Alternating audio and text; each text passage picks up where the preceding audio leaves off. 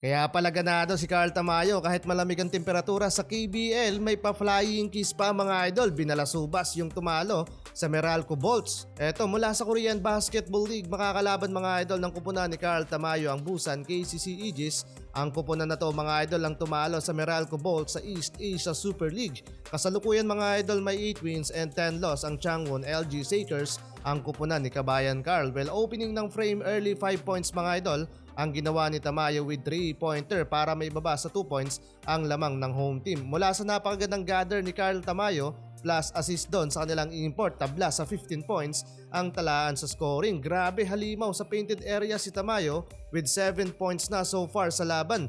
2 minutes pa lang para kay Kabayan, habang sa kabila mga idol Calvin Espitola with a drive and easy layup, first field goal niya para sa KCC Aegis. Tamayo with a 3-pointer pero nakakasagot sa buzzer 3-pointer ang kalaban, kaya lamang ng 3 points ang KCC Aegis 25-28. Second quarter, maagang binalik at pinagpahinga si Carl Tamayo under 9 minutes ng quarter. Napamura naman mga idol etong kakampi ni Tamayo mula sa nakumit niyang foul kay Calvin Espitola. Yun nga lang, nasayang doon mga idol ang 2 free throw ni Kabayan, habang sa LG Sakers mga idol, maganda ang kanilang team performance, 4-0 run ang ginawa ng kupunan ni Tamayo. Isama mo pa itong kanilang dagger 3-pointer, up by 5 points na mga idol ang kalamangan. Yun nga lang, hindi pa mga idol binabalik si Tamayo. Under 3 minutes na nang nakabalik sa laban.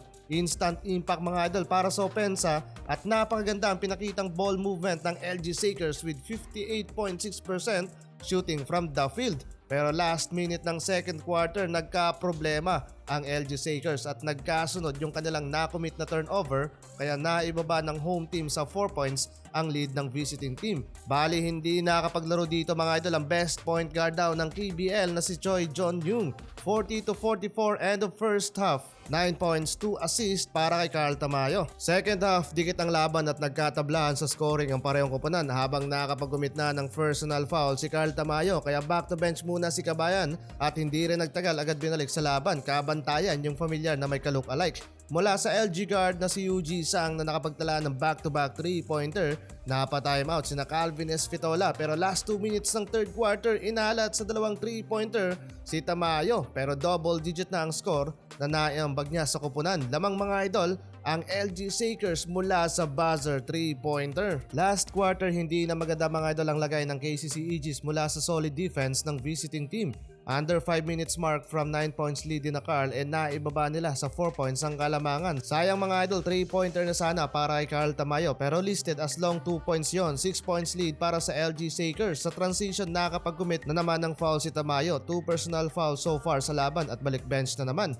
Magandang match up sana kung nakapaglaro etong si Choi Jong-young. At sa dulo mga idol, 13 points, 2 rebounds and 4 assists para kay Carl Tamayo. 4 winning streak na para sa kupunan ng Changwon LG Sakers.